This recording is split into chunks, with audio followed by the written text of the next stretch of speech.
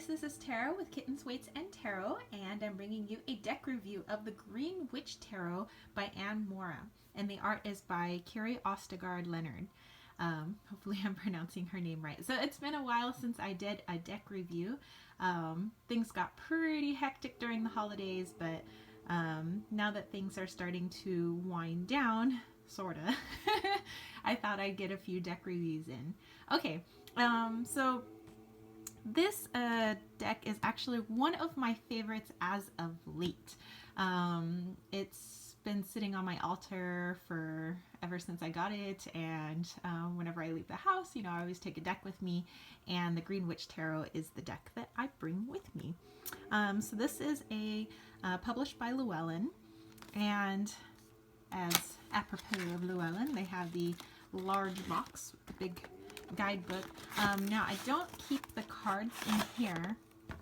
It seems like Llewellyn changed their packaging a bit where the cards go in here, and it used to be where it was like this thing where it had like a perforated edge where you could tear it off and it became like a smaller box that you could keep the cards in, but that's no longer the case. And in here I kind of feel like my cards get stuck and I don't want them to get all jacked up like the sides of the cards or the edges of the cards or anything. So anyway, so the deck isn't in here. I have the deck next to me actually. Okay, so just quickly taking a look at the box. Some people like to take a look at the box. Okay, and here is our guidebook. So I'll put that off to the side. Now I do love the Llewellyn guidebooks. You know, I always think that, you know, they just look like, you know, like regular books, like you can keep in your bookcase. Okay, so this is the cover, and this is the back.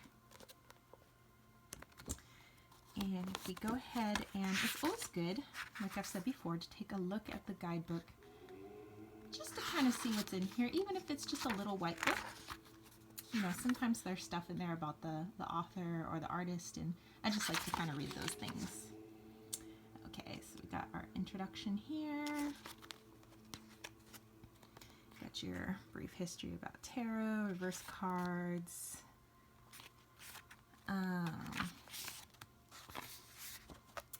And so I actually did take the time to kind of go through here and read the author's interpretation of the cards, because they are a little bit more tweaked. I mean, it's like they're Rider-Waite-Smith-ish, but they also, like, they have the elements of Rider-Waite-Smith, but there is a massive pagan element to it. So a lot of the images and the symbolism that's within each card is very pagan. So you would have to have that background in paganism or Wiccan to be able to understand a little bit extra that's going on. There are spots in there for notes.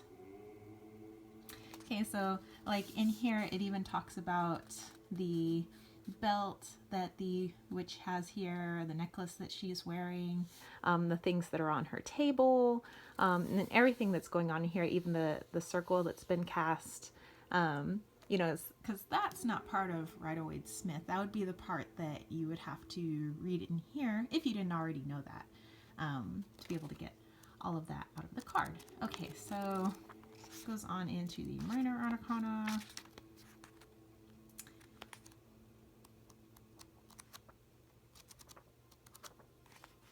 And then at the back here we have some spreads.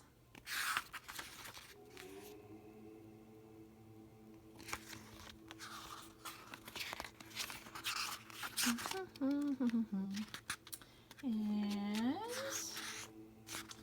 there you have it.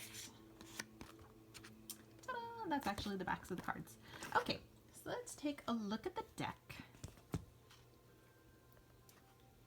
And first of all, it is a tad glossy. I think it has awesome cardstock, so it's not too thick, it's not too thin. It is just right for me. And here are the backings, so you guys can get a nice look at that. I think that is beautiful. I've been so into green lately, and not just because of the holidays, as you could tell by my green fingernails. Okay, so let's take a look, see.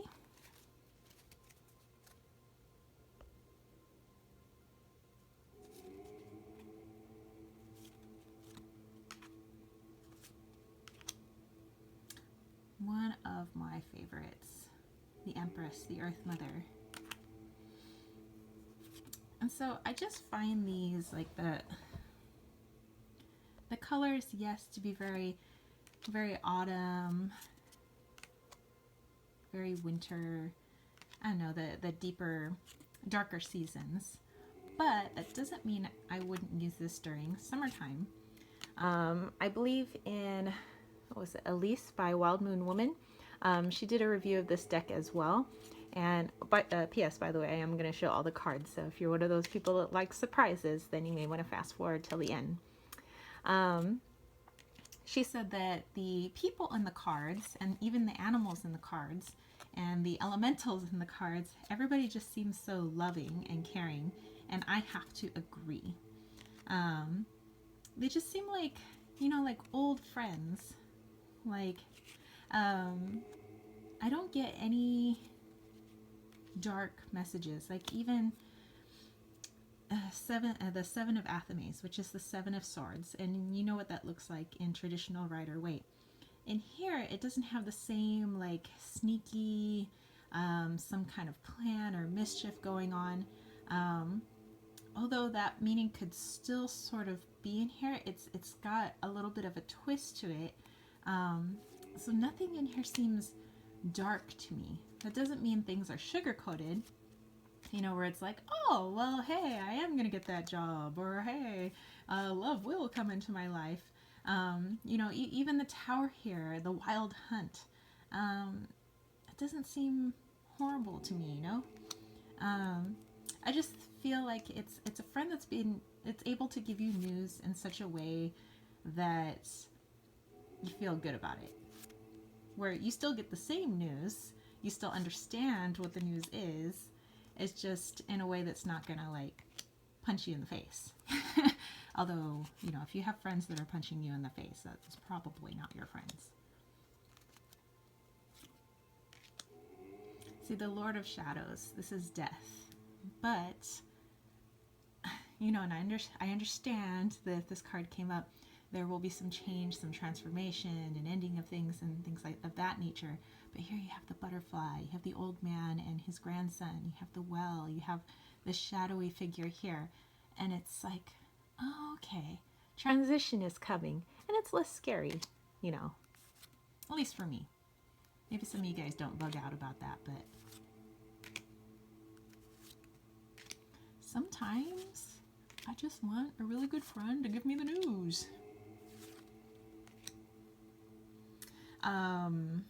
Might I also say that the Horned God is kind of a stud? This is like, you know what it made me first think of?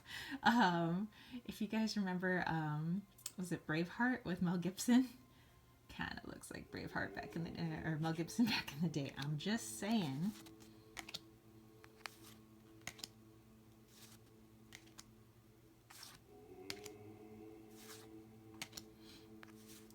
So I'm just flipping through these quickly. I try to keep my deck review videos short so people aren't spending forever in a day sitting here watching my videos. Try not to take your life away. Got your 9 of Wands. See, like, this guy could be my grandfather or something. You know, I dig it. I dig it. I dig the greenery. I dig all the flowers. Everything in there is for a purpose. Even the flowers, the herbs. You know, like, everything in here has a pagan purpose. I love it. And you have the Wheel of the Year with all the Sabbats. Ah!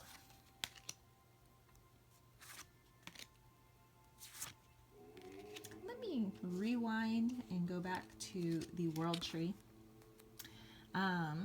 When I am choosing a tarot deck, a couple of the main cards I have to be really wowed by are the World and the Empress. And I am wowed. So that was just my 2 cents. That is all. Carry on.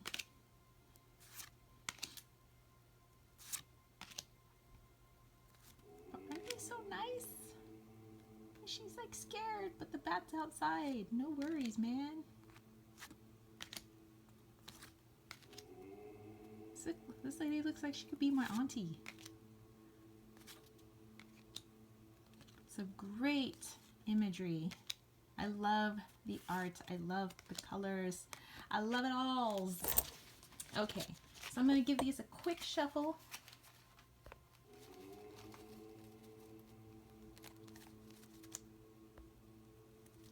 And I don't know why people just like watching other people shuffle cards. It is quite soothing.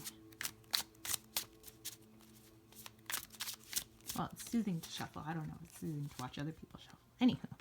And you lay the cards out like so, just so you guys can see what they would look like all laid out. So you got your battle wagon, aka the chariot, 4 of Athames, aka 4 swords, and the green man, aka the fool.